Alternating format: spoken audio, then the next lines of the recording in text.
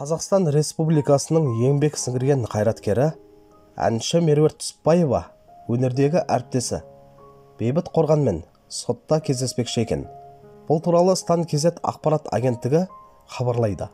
Менің бір ой салар постым үшін мені Бейбіт сотқа береді деген ақпарат тарапты.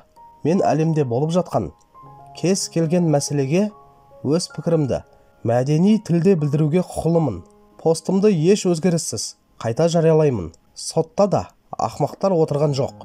Осы жазбаны жазар алдында көп ойландым. Өзім де ұл өсіріп отырмын ғой. Ер жігіттің басына нелер келіп кетпейді. Европаның екі қаласының ортасындағы уақыт 1 сағат шамамен. Бағдарламаның ДНК тапсырған бөлімін көріп қалып, көңілім су сепкендей басылып, жабырқау күйге түсіп құлазыдым. Арнаның журналистеріне рейтинг керек. Ол түсінікті. Көрерменге шоу қажет. Басында келіскенімен 5 жылдай уақыт өтіп, артынан түсініспеген әйел мен еркектің жағдайы да белгілі. Ал бейкүнә сәбиді ойлаған жан бар ма? Ол ер бала ертең есейеді ғой. Мына дау-дамайды ютубтан қарап, намыстанып, қандай сезімде болады екен? Біреуің баланың болашағын ойладыңдар ма? Оның бетін ретуштамай, бажырайтып көрсетуге құқылыма ересектер. Этика қайда? Ертең-ақ ер жетеді бұл ботақан. Өз отбасын құрады, Құдай қаласа. Сол кезде осы шу оның алдағы өміріне әсер етуі әбден мүмкін емес пе? Ересектер неге сонша қатал болдық екен? Бейбіт бөбектің жанынан елемей өте шыққанда жүрегім дір етті. Қанша ашулы болса да, оның баласы болмаса да, бір күнәсіз сәби ғой. Өзі аурушаң екен. Әкесіз өсіп жатыр екен. Маған арман деп, соның әнін айтып, жүгіріп жүрген қазақтың бір баласы ғой. Әр қазақ менің жалғызым. Бағдарламаны қарап отырып, шіркін-ай, сол жерде баланы көтеріп алса ғой деген ой келді маған. Бірақ еркектер басқаша ойлайды-ау шамасы. Қысқасы сол әлі өзі шешім қабылдай алмайтын сәбиден басқалары тек өзінің эгосын, комфортын ойлап отырған жайы бар сияқты. Ал білгенге мұндай тәп-тәтті ботақан талайларға арман. Аман бол құлыншақ. Адамдардың қатыгездігін кешіре ғой. Аса мейірімді Аллах жар болсын саған, деп ренжіген еді Меруерт Түсіпбаева. Өнер иесінің айтуынша, осы пікірі үшін әріптесі сотқа бермекші көрінеді. Бейбітті қаралайтын сөйлем жазған емеспін. Отбасына тіл тигізбедім. Мен мейірім туралы ғана жаздым. Менің түсінгенім бойынша, әйелдің басты мақсаты баланы емдеу. Шоусыз-ақ ДНК тапсыруға, адвокат жалдауға оның ақшасы болмаған. Бейбіт 6-7 адамды сотқа береді екен. Арасында мен де бармын. Ешкімді сөгіп қараламаймын. Құдай баламен сынамасын. Бала ауырғаны ең жаманы. Соттан да қорықпаймын. Естеріңізде болар. Стилист Жадыра Сахиева, Жадо, мені сотқа сүйреп, өзі соңында сот залынан кешірім сұрап шықты, деп жазды өнер иесі. Меруерт ханым өте сауатты. Мәдени тілмен ой тастадыңыз барша ер адамдарға. Сізді қатты құрметтеймін. Қазақ эстрадасының жанып өшетін емес, мәңгі жарық жұлдызысыз. Сіздей сауатты әншілердің қатары көбейсе екен елімізде. Балапанға Алламыз жар болсын, анасы аман болсын. Түсініп оқи білген адамға өте дұрыс жаздыңыз. Бұл жерде ешқандай қаралау да, даттау да жоқ. Түсініп оқыңдар. Жалпы Бейбіт емес, қандай мәселе болсын, Меруерт дұрысын, әділдігін айтады. Әрқашан қолдаймыз. Сотқа берейін дегенде, дедіңіз ба? Қорықтыңыз ба? Меруерт ханым, сондай сауатты жазасыз. Кешегі Жәнібектің әкесі болуы мүмкін деген кісі адам екен. Балам болмай шықса да көмектесемін деді. Түк түсінген жоқпын. Қандай бала? Бұл постта сотқа беретіндей ештеңе жоқ қой. Әрбір оқырман осылай ойлауы мүмкін. Қайсы бірін сотқа береді екен? Әрине, таяқтың екі жағы бар. Сіздікі де дұрыс. Бірақ Бейбіттің отбасы бар ғой. Оның заңды әйелі мен заңды балаларына да өте ауыр ғой. Еркектердің ештеңкесі кетпейді. Олар бір жермен ғана ойлайды. Өзімде басымнан осыған ұқсас оқиға болған. Еркектің әлсіздігі үшін заңды отбасы неге қиналу керек? Еркектердің санасына құю керек. Әр ісіңе отбасың ұялмайтындай жүр деп. Өте орынды. Соны жария етпей, ток-шоусыз-ақ өздері барып тексерсе болмай ма? Ток-шоудың тегініне қызығып, ар-намыстарын таптатып жатқан ел. Менің күмәнім бар. ДНК тапсыратын күні маскамен келді ғой, неге өзі болса маскасыз келмеді? Ол емес шығар деп ойлаймын. Әу баста бұл әйел осылай халыққа жарияламау керек еді. Баласын ойласа, ақша керек болғанның өзінде де елге жаймай келісуге болатын шығар. Меруерт ханым артық ештеңе жазған жоқ. Баланың болашағына алаңдады тек. Оны бірақ анасы ойлау керек. Бейбіт ағаны бүкіл Атырау қолдайды. Қаралап болды әбден. Жақсы көреміз. ДНК анализдің шынайы болғанына күмән бар. Ол жігіт өзі Ақтөбе жақтан дейді ғой, аға көкелерін қосқан шығар деген күдік бар. Өйткені баланың анасы 100% сенімді болды ғой. Сотқа не деп береді? Әркім өз пікірін жазуға құқылы. Әлеуметтік желіде президентті де, әкімдікті де сынап жатады. Сондықтан желі үшін сынға түспеймін десе, таза жүру керек. Меруерт Түсіпбаева сотқа жеткізетіндей артық сөзі жоқ. Сын көтермейді екенсің. Түзу жолда болайық. Жақсы ой айттыңыз. Өмір сынақ. Алла тек көтере алатын сынақ берсе, шүкір, көрген түстей өте шығады. Ананы баламен, баланы анамен сынамасын. Меруерт ханым, өте дұрыс айттыңыз. Бейбіт шамданып, сізді сотқа беретіндей мәселені сіз көтеріп жатқан жоқсыз ғой. Сөз болған мәселеге бәріміздің аузымыз қышып, бір ауыз сөз жазамыз. Қаралайтындай жазылған ештеме болған жоқ. Негізі түбінде бәрібір бір шикілік бар. Әр нәрсеге Алланың көзі түзу болсын. Өте дұрыс айтасыз. Егер баласы болмай шықса, ол келіншектің өзі жауапқа тартылатын шығар. Жала жапқаны үшін. Өте дұрыс айттыңыз. Батыр қыз Меруша, ащы шындық айттыңыз. Бәріне шоу керек. Әйелге де, еркекке де бәрібір. Баланы ешкім ойлап тұрған жоқ. Мына журналистерге бәрібір. Негізі балаларды осындай эфирге шығармаса екен. Қырылама жоқ па? Но без показа детей. Алла сабырлық пен имандық берсін. Меруерт ханым өте текті, сауатты, тура айтатын, көптің бірі емес тұлға. Аман болыңыз. Халықтың Меруерті. Меруерт ханым, бәрін дұрыс айттыңыз. Қосылам, өте орынды айттыңыз. Әр айтылған сөздің ақ-қарасын ажыратып алмай, біреуді қаралап, немесе кінәлап, пост жариялауды доғару керек. Баласы емес болып шықты. ДНК қорытындысы. Жарайды, айтқаныңыз да дұрыс. Бірақ Бейбіттің де артында отбасы, әйелі, балапандары бар ғой. Олардың да тағдыры бар. Бір отбасы ойран бола жаздады. Елдегі тірі жетімдер аз емес. Есі бар үлкен азаматтар. Екіде төсекке келісіп барған шығар. Өз ара шешсе болмай ма? Түптеп келгенде ақша ғой әңгіменің төркіні. Анасы кінәлі емдететін болса, 5 жылдан бері не істеп жүр? Енді елді шулатып, өзі масқара болды. Ақмақ болғанша дұрыс ойлану керек еді. Ер мінезді Меруерт ханым, оның бәріне баланың анасы кінәлі. Коммент жазған адамдардың бәрін сотқа беріп жүгірмейтін шығар. Намыс болса Бейбітте. Оны жақтамайтын пікір, коммент өте көп. Ал Түсіпбаеванікі қашанда дұрыс. Астарлы ақиқат. Талай баланың бетін қағадалі. Болашағына балта шабады. Бүкіл елге масқаралап. Сотқа беретіндей пост жазылмаған. Бұл постты оқыған біраз еркек түзеледі. Халықтың алдында ән айтып, халықтың арқасында абыройлы болып жүрген жоқ па?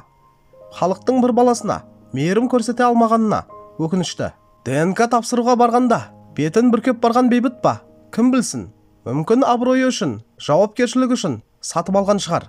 Қазақстанда бәрі мүмкін, ешкімге сену жоқ. Осыны мен де ойладым. Қайырымдылықпен айналысып жүрген адамдар, телевидение тағы басқа, бәрі баланың рұқсатынсыз бадырайтып көрсетеді. Кімге? Неге керек сол? Ят жоқ. Баладан да, Құдайдан да ұялмайды. Меруерт өте дұрыс айтты.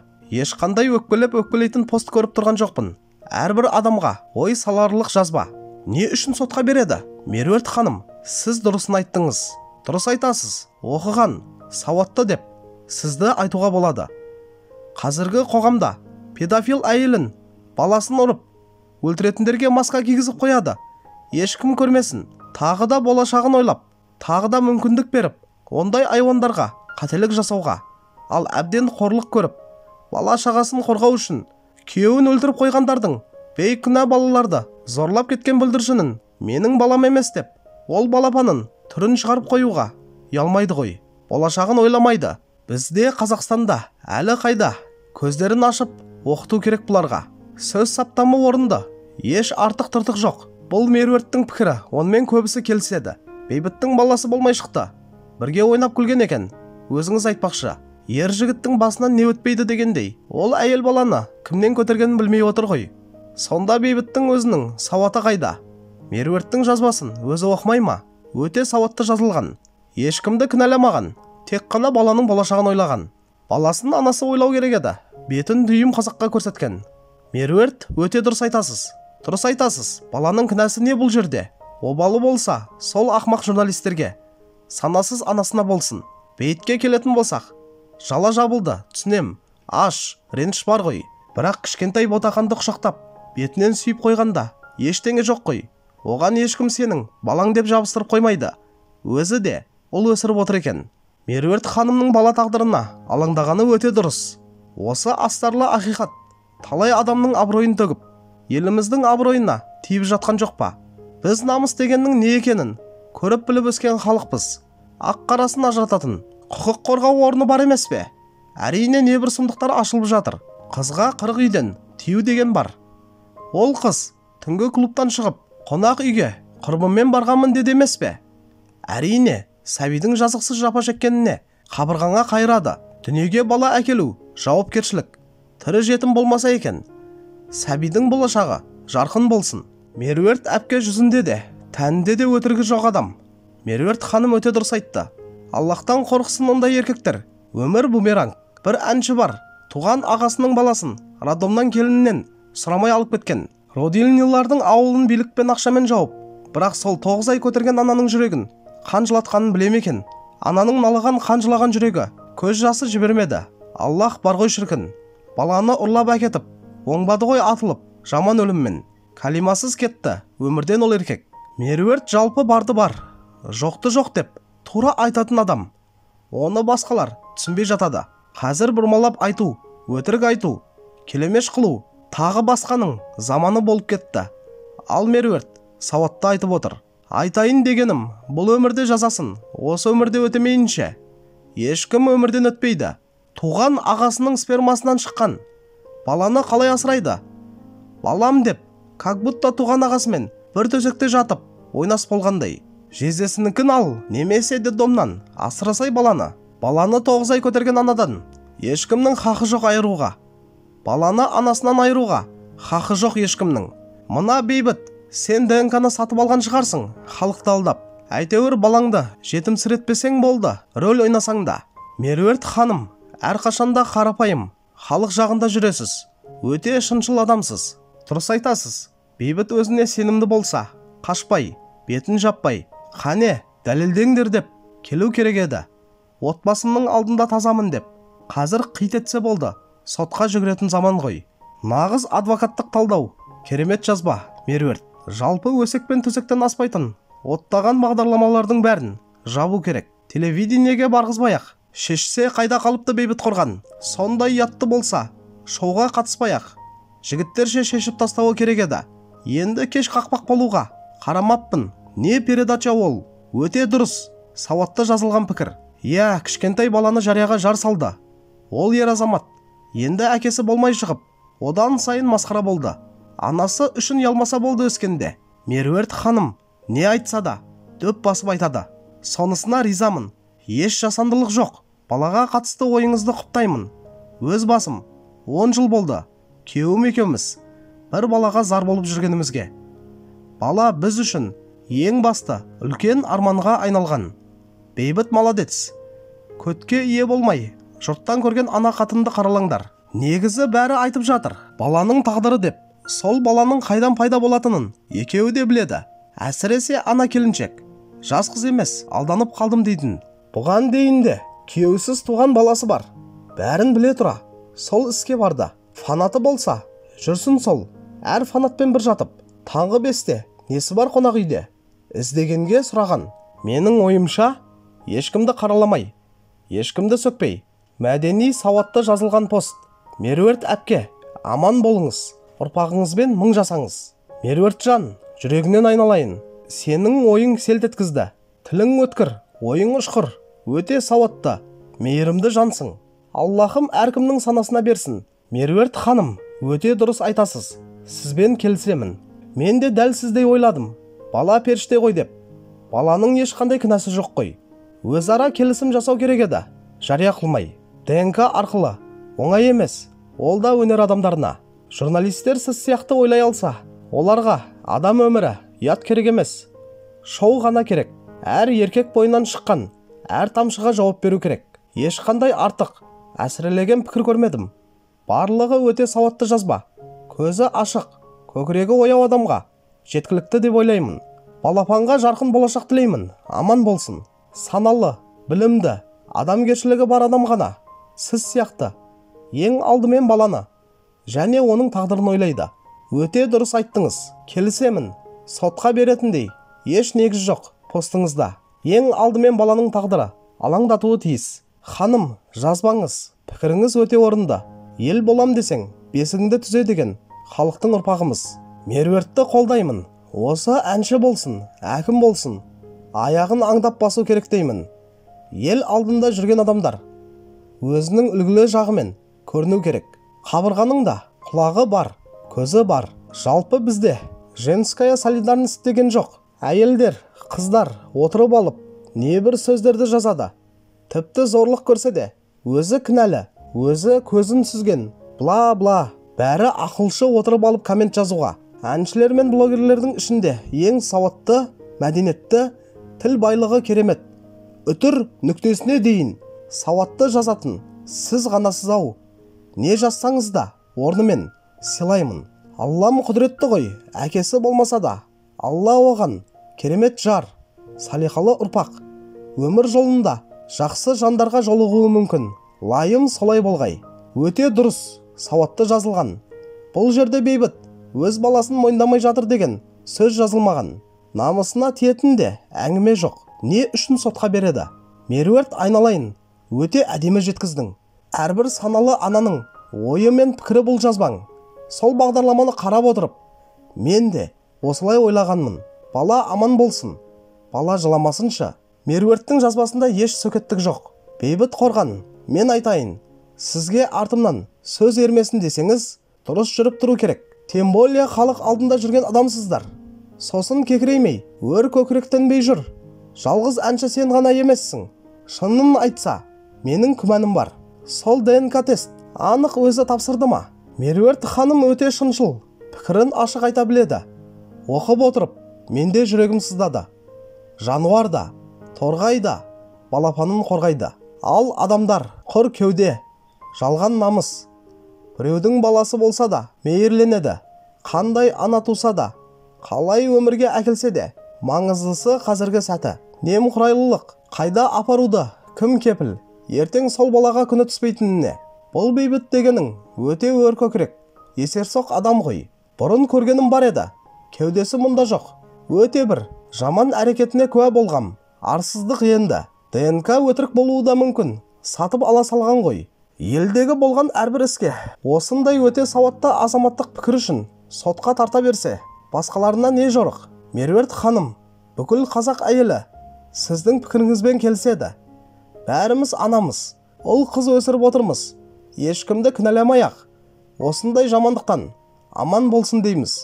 Сәбидің бәрі бақытты болу үшін жаралған. Бейбіт те мәңгі жүретін адам емес қой. Бір күні ол да өтеді бұл дүниеден. Бойындағы тәкаппарлықты жеңу үшін бейбітке сынақ берілді. Бірақ ол тағы да сабақ алған жоқ. Сотқа бергеннен мәртебесі өссе, Алланың алдында берсін. Бірақ кармасы бәрібір айналып келіп, соққы береді басқа жағынан. Дұрысы баласы болмаса да, жәрдемдесемін десе, керемет болар еді. Бірақ ондай нар адамдар жоқ қой. Жарайды болған екен, ештеңе етпес деп, барлығын кешіріп қойып, жібере салу үшін адамға ақыл да, күш қуаты да жетпейді. Алла қайырын берсін, басқа не дейміз? Балақай жазылып кетсін. Ана әйел де, бейбіт те бұл жерде ешкімнен қолдама деп жатқан жоқ. Ортадағы баланың тағдыры туралы ойлаңдар. Адамдар, Меруерт ханым соны жеткізіп отыр. Жанұясымен балаларын ойласа бейбіт те, әйел де осы қадамға ойланып бару керек еді. Ортадағы бала тағдыры үлкендердің ойнын көтермейді. Жан жаққа бөлінбеңдер, әділін ойлаңдар. Ең алдымен анасының кінәсі. Бейбіт оның артынан жүгіріп, талай жыл жүріп, баласын мойындамай қойса, бір жөн. Көрдік қой қалай болғанын. Ол әйел ақылды болса, санасы болса, не үшін бейбіттің артынан қалмай сүмірейіп, қонақ үйге келген. Таңғы 3-те ол жерге неге бардың десе, әңгімелесуге деп қояды. Сондықтан әйелдерге айту керек, мұндай әңгімені ертеңгі болатын салдарын ойлансын. Еркектердің артынан сүмірейіп, өзі қалмай жүрмесін. Оңды солды ақыл айта беру оңай ғой, бірақ жөнімен айту керек. Бейбітке де қатыгездік жасалып тұр бұл жерде. Шындап келгенде әркімнің шкафта өз скелеті бар. Айқайлап айтпаса да, ел талай адамның носын біледі. Әкесі болсын, болмасын, әрбір ер азамат елдің алдына шығып жүрген соң мейірімді болу керек. Бұл жерде жалай емес. Сондай болған жағдайда ер азамат кешірімді, мейірімді болса, қателеспейтін пенде болмайды. Бейбіт Қорған жақсы әншісіз, бірақ Меруерт Түсіпбаеваны сотқа берудің қажеті жоқ шығар. Постында тек адамгершілік тұрғыда жазған екен. Сабыр етіңіз, сын түзелмей, мін түзелмейді. Бәріміз пендеміз. Меруерт әпке өте дұрыс айттыңыз. Сізді жақсы көрем. Ұлыңыздың қызығын көріңіз. Сізге әйел бақытын тілеймін. Келе жатқан әйелдер мерекесімен шын жүректен құттықтаймын. Алладан рахым, пайғамбардан шапағат болсын. Азға қанағат, барға тәуба, жоққа сабыр тілеймін. Ниет еткен тілектеріңіз қабыл болсын. Аллах разы болсын. Басыңыздан бақ, жаныңыздан дос, арадан сыйластық. Ол әйел бір күнде бірнеше еркекпен болмаған шығар. Кімнен туғанын біліп тұр ғой. Журналистер де кейде шындықты жасырады. Әсіресе қылмыс атақты адамдарға келгенде, олар періште екен, ДНК дұрыс жасалмаған. Құдайдың жазасынан қаша алмайды ғой. Нағыз сауап ол балаға жасалатын қамқорлық.